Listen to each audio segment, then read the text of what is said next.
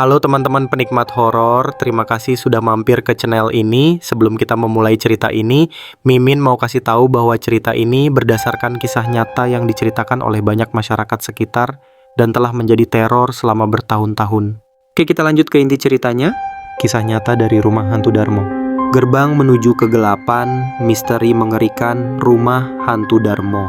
Di jantung kota metropolitan Surabaya, tersembunyi sebuah bangunan tua yang terbengkalai, diselimuti aura kelam yang mampu merenggut akal sehat siapapun yang berani mendekat. Ini bukan sekadar rumah terbengkalai, melainkan Rumah Hantu Darmo, sebuah nama yang berbisik ketakutan di setiap sudut kota, simbol tragedi dan misteri yang tak terpecahkan. Gerbang besi berkaratnya seolah menganga, menanti jiwa-jiwa penasaran untuk terseret ke dalam lubang kegelapan abadi. Awal mula petaka. Dahulu kala, Rumah Darmo adalah istana megah, lambang kemewahan tak terbatas milik sebuah keluarga konglomerat yang tak terjamah. Bisnis mereka menggurita, kekayaan mereka melimpah ruah seolah tak ada habisnya. Namun di balik fasade kemewahan itu tersembunyi sebuah rahasia yang menghitamkan jiwa. Bisik-bisik warga menyebutkan, kekayaan abadi itu didapat melalui perjanjian gelap dengan entitas gaib yang haus tumbal. Sebuah pesugihan yang menjanjikan kemakmuran, namun dengan harga yang tak terbayangkan. Selama bertahun-tahun perjanjian itu tampak memberkati mereka. Ketiadaan masalah dan banjirnya harta membuat keluarga itu terlena, melupakan harga mengerikan yang harus mereka bayar. Hingga akhirnya dosa-dosa itu menuntut pembalasan.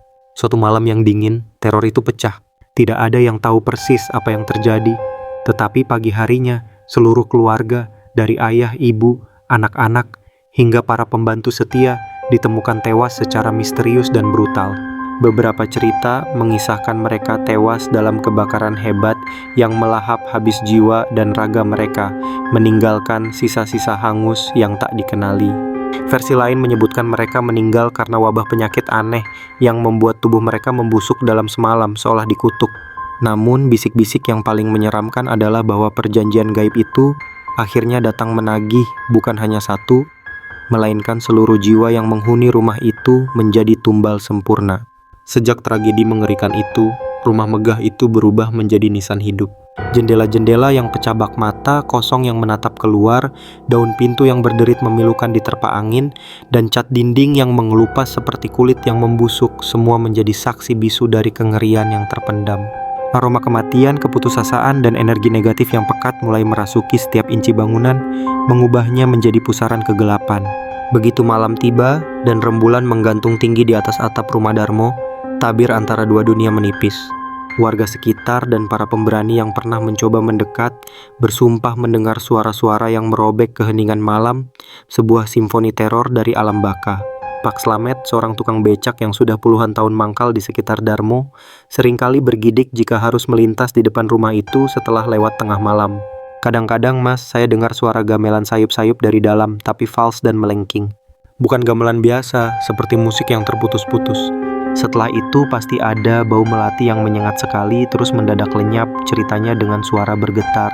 Saya selalu tancap gas kalau sudah begitu. Takut ikut diajak menari sama penunggunya. Tangisan bayi yang melengking pilu dari lantai atas yang kosong, seolah mencari ibu yang tak lagi ada. Tawa cekikikan anak-anak yang dingin dan menusuk dari halaman yang dipenuhi semak belukar, bermain dalam kesunyian yang mencekam. Lalu ada langkah kaki berat yang menyeret, berderap di lantai kayu yang lapuk, seolah ada sesosok tak kasat mata yang terus berpatroli, menjaga tempat terkutuk itu. Kadang, terdengar bisikan samar, percakapan tanpa wujud yang mengalir dari lorong-lorong gelap, seolah arwah-arwah yang terperangkap itu masih melanjutkan kehidupan mereka yang terputus. Bagi mereka yang pernah memberanikan diri masuk, pengalaman itu jauh lebih mengerikan. Suhu ruangan bisa anjlok tiba-tiba hingga membekukan tulang, seolah hawa dingin dari kuburan merambat masuk. Kemudian bau busuk yang menyengat akan menyerbu hidung, bau daging membusuk, kembang melati yang busuk, atau bahkan bau amis darah muncul dan menghilang tanpa jejak. Lampu senter yang dibawa seringkali berkedip-kedip atau mati total tanpa alasan, meninggalkan penjelajah dalam kegelapan pekat yang hanya ditemani suara detak jantung sendiri. Penampakan wujud-wujud dari dimensi lain dan kisah-kisah nyata. Rumah Darmo bukan hanya tentang suara dan bau, ia adalah panggung bagi penampakan-penampakan yang paling mengerikan. Bu Siti, seorang pedagang nasi goreng yang biasa lewat pagi-pagi sekali, pernah melihat penampakan yang tak akan ia lupakan seumur hidupnya. Suatu subuh, saya lewat. Samar-samar saya lihat sosok wanita berbaju putih panjang dengan rambut terurai di salah satu jendela lantai 2. Dia cuma diam menatap kosong ke jalan. Wajahnya pucat sekali tapi matanya seperti jurang, tuturnya dengan wajah masih tampak ketakutan. Saya langsung putar balik mas, jantung saya rasanya mau copot. Banyak saksi mata lain yang gemetar bersumpah melihat sosok serupa. Seringkali terlihat melayang di jendela-jendela atas, menatap kosong ke arah jalan. Wajahnya pucat, matanya gelap, seolah menyimpan kesedihan dan dendam abadi. Beberapa meyakini ini adalah arwah nyonya rumah yang meninggal tragis, terikat pada rumahnya yang terkutuk.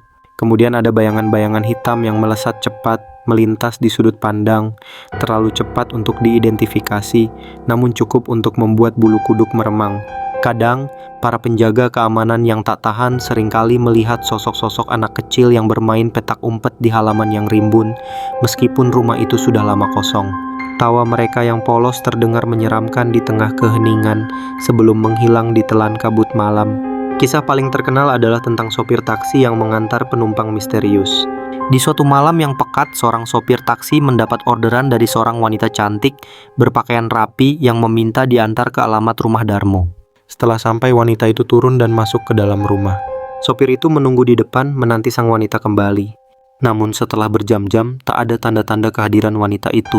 Dengan ragu dan rasa penasaran yang bercampur takut, sopir itu mendekati gerbang. Betapa terkejutnya ia saat melihat rumah itu gelap gulita, kosong, hancur dan tak berpenghuni.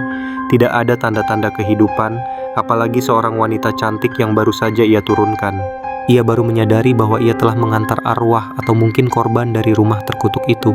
Sejak saat itu, kisah ini menjadi legenda urban yang diperingatkan dari satu sopir taksi ke sopir taksi lainnya.